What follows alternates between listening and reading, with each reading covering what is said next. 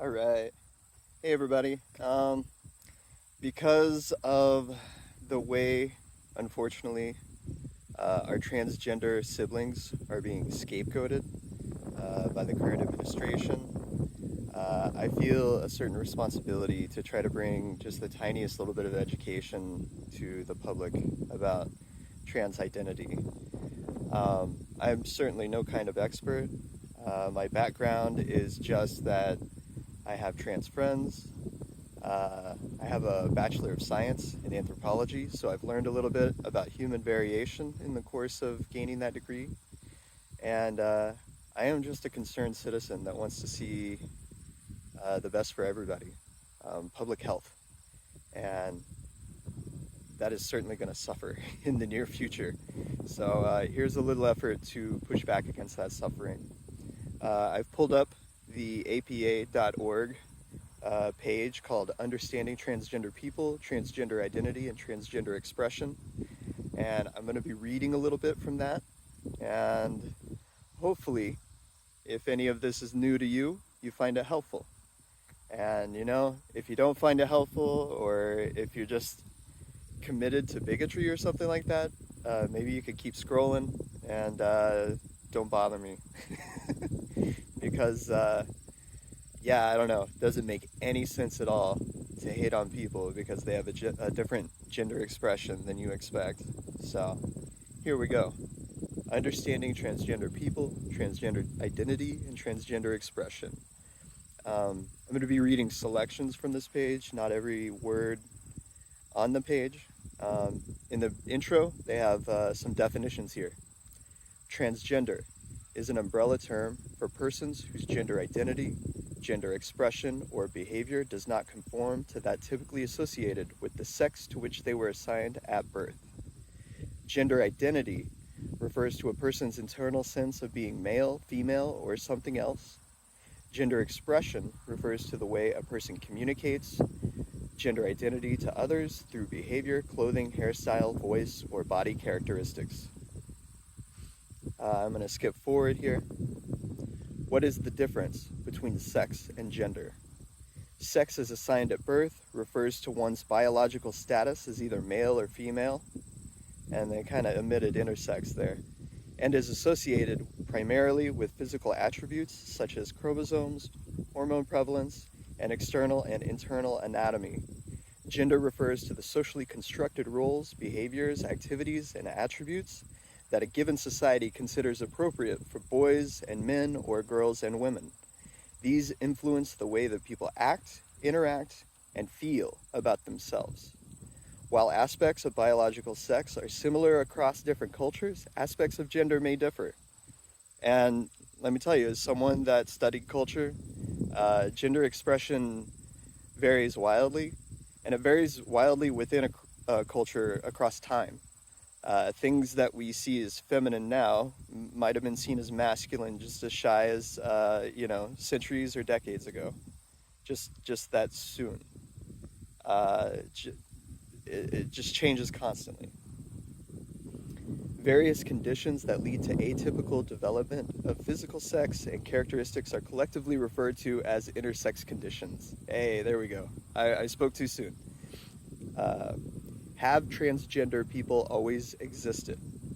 Transgender persons have been documented in many indigenous, Western, and Eastern cultures and societies from antiquity until the present day. However, the meaning of gender nonconformity may vary from culture to culture. What are some categories or types of transgender people? Many identities fall under the transgender umbrella. The term transsexual refers to people whose gender identity is often different from their assigned sex. Often transsexual people alter or wish to alter their bodies through hormones, surgery, and other means to make their bodies as congruent as possible with their gender identities. This process of transition through medical intervention is often referred to as sex or gender reassignment, but more recently is also referred to as gender affirmation. People who are assigned female but identify and live as male and alter or wish to alter their bodies through medical intervention to more closely resemble their gender identities are known as transsexual men or trans men, also known as female to male or FTM. Conversely, people who were assigned male but identify and live as female and alter or wish to alter their bodies through medical intervention to more closely resemble their gender identity are known as transsexual women or trans women, also known as male to female or MTF. Some individuals who transition from one gender to another prefer to be referred to as a man or a woman rather than as transgender. And also, in the intro that I skipped over, there was a bit of a disclaimer that transsexual can be an out-of-date term. I do know people that use that term. Sometimes they use it seriously, sometimes they use it jokingly. Here, the APA is just trying to get as close as they can to accurate. And that's the thing with science, is science is not the truth. Science is just as close as we can get for now. The history of psychology is filled with all sorts of mistreatment of trans people, along with mistreatment of other types of people. And a lot of that was just ignorance, and it was based off of the best we could do at the time. And as psychology and science generally advances, it tends to do better over time because we accumulate more knowledge and we learn to take care of people better and we learn where we're messing up. And so the way we are treating trans people in a scientific sense has improved, but culturally we are grappling with that issue. So, man, I wish for less ignorance in the world, and I wish for us to be able to take care of our siblings better, our human siblings, because we're all on this planet together, and we're not going to Mars anytime soon. So maybe it'd be nice if we could figure out, how to be chill. The entry continues. People who cross-dress wear clothing that is traditionally or stereotypically worn by another gender in their culture. They vary in how completely they cross-dress from one article of clothing to fully cross-dressing. Those who cross-dress are usually comfortable with their assigned sex and do not wish to change it. Cross-dressing is a form of gender expression and is not necessarily tied to erotic activity. Cross-dressing is not indicative of sexual orientation. The degree of societal acceptance for cross-dressing varies for males and females. In some cultures, one gender may be given more latitude than another for wearing clothing associated with a different gender. The term drag queens generally refers to men who dress as women for the purpose of entertaining others at bars, clubs, and other events. The term drag kings refers to women who dress as men for the purpose of entertaining others at bars, clubs, or other events. Gender queer is a term that some people use to identify their gender as falling outside of the binary constructs of male and female. They may define their gender as falling somewhere on a continuum between male and female, or they may define it as wholly different from these terms. They may also request that pronouns be used to refer to them that are neither masculine nor feminine. My mouth is getting tired. I'll try again. They may also request that pronouns be used to refer to them that are neither masculine nor feminine, such as Z instead of he or she, or here instead of his or her. Some genderqueer people do not identify as transgender. Other categories of transgender people include androgynous, multigendered, gender nonconforming, third gender, and two-spirit people. Exact definitions of these terms vary from person to person and may change over time, but include a sense of blending or alternating genders.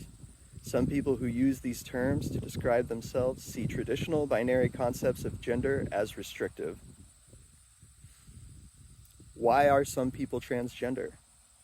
There is no single explanation for why some people are transgender. The diversity of transgender expression and experiences argue against any simple or unitary explanation. Many experts believe that biological factors such as genetic influence and prenatal hormone levels, early experiences, and experiences later in adolescence or adulthood may all contribute to the development of transgender identities. How prevalent are transgender people? It is difficult to accurately estimate the number of transgender people, mostly because there are no population studies that accurately and completely account for the range of gender identity and gender expression. A lot of time I see the figure like 1% of society, and whether that's accurate or close to accurate or undershooting it or reflective of our ignorance in some way, um, the the trans community is not that big. It's not rare, but it's not that big. And it's especially not so large that people should be spending any of their time thinking about how trans people negatively affect their lives, because trans people don't negatively affect your life. Not at all. Um, you just have problems in your head, and you need to maybe talk those through with someone. If you're thinking about trans people all the time, you may be trans. If you're thinking about trans people all the time, that's some stuff maybe you should work through. Anyways, my mouth is getting tired, so I'm gonna pause here. The next question I'm gonna cover in the next video is, what is the relationship between gender identity and sexual orientation? All right, so if you made it this far, thank you for your attention and your good faith, and yeah, take care. Be nice to your trans homies. All right, continuing on, reading APA.org. What is the relationship between gender identity and sexual orientation? Gender identity and sexual orientation are not the same. Sexual orientation refers to an individual's enduring physical, romantic, and/or emotional attraction to another person, whereas gender identity refers to one's internal sense of being male, female, or something else. Transgender people may be straight, lesbian, gay, bisexual, or asexual, just as non-transgender people can be. Some recent research has shown that a change or a new exploration period in partner attraction may occur during the process of transition. However, transgender people usually remain as attracted to loved ones after transition as they were before transition. Transgender people usually label their sexual orientation using their gender as a reference. For example, a transgender woman, or a person who is assigned male at birth and transitions to female, who is attracted to other women, would be identified as a lesbian or gay woman. Likewise, a transgender man, or a person who is assigned female at birth and transitions to male, who is attracted to other men, would be identified as a gay man. How does someone know that they are transgender? Transgender people experience their transgender identity in a variety of ways and may become aware of their transgender identity at any age. Some can trace their transgender identities and feelings back to their earliest memories. They may have vague feelings of not fitting in with people of their assigned sex, or specific wishes to be something other than their assigned sex. Others become aware of their transgender identities or begin to explore and experience gender non-conforming attitudes and behaviors during adolescence or much later in life. Some embrace their transgender feelings, while others struggle with feelings of shame or confusion. Those who transition later in life may have struggled to fit in adequately as their assigned sex, only to later face dissatisfaction with their lives. Some transgender people, transsexuals in particular, experience intense dissatisfaction with their sex assigned at birth, physical sex characteristics, or the gender role associated with that sex. These individuals often seek gender-affirming treatments. What should parents do if their child appears to be transgender or gender nonconforming? Parents may be concerned about a child who appears to be gender nonconforming for a variety of reasons. Some children express a great deal of distress about their assigned sex at birth or the gender roles they are expected to follow. Some children experience difficult social interactions with peers and adults because of their gender expression. Parents may become concerned when what they believe to be a phase does not pass. Parents of gender nonconforming children may need to work with schools and other institutions to address their children's particular needs and ensure their children's safety. It is helpful to consult with mental health and medical professionals familiar with gender issues in children to decide how to best address these concerns. It is not helpful to force the child to act in a more gender-conforming way. Peer support from other parents of gender nonconforming children may also be helpful. How do transgender individuals make a gender transition? Transitioning from one gender to another is a complex process and may involve transition to a gender that is neither traditionally male or female. People who transition often start by expressing their preferred gender in situations where they feel safe. They typically work up to living full-time as members of their preferred gender by making many changes a little at a time. While there is no right way to transition genders, there are some common social changes transgender people experience that may involve one or more of the following: adopting the appearance of the desired sex through changes in clothing and grooming, adopting a new name, changing sex designation on identity documents, using hormone therapy treatment, and or undergoing medical procedures that modify their body to conform with their gender identity. Every transgender person's process or transition differs. Because of this, many factors may determine how the individual wishes to live and express their gender identity. Finding a qualified mental health professional who is experienced in providing affirmative care for transgender people is an important first step. A qualified professional can provide guidance and referrals to other helping professionals. Connecting with other transgender people through peer support groups and transgender community organizations is also helpful. The World Professional Association for Transgender Health, a professional organization devoted to the treatment of transgender people, publishes the Standards of Care for Gender Identity Disorders, which offers recommendations for the provision of gender affirmation procedures and services. Is being transgender a mental disorder? A psychological state is considered... Actually, I'm going to cut it off there. The next question I'm going to deal with is being transgender a mental disorder? I'm just feeling fatigued at the moment. But I appreciate your attention and your good faith, and I hope you have a good one. All right, a couple more questions here, and then I think I'm going to call it. So this will be part 3 of reading from APA.org. Is being transgender a mental disorder? A psychological state is considered a mental disorder only if it causes significant stress or disability. Many transgender people do not experience their gender as distressing or disabling, which implies that identifying as transgender does not constitute a mental disorder. For these individuals, the significant problem is finding affordable resources such as counseling, hormone therapy, medical procedures, and the social support necessary to freely express their gender identity and minimize discrimination. Many other obstacles lead to distress, including a lack of acceptance within society, direct or indirect experiences with discrimination or assault. These experiences may lead many transgender people to suffer with anxiety, depression, or related disorders at a higher rate than non-transgender persons. According to the Diagnostic and Statistical Manual of Mental Disorders, the DSM-5, people who experience intense, persistent gender incongruence can be given the diagnosis of gender dysphoria.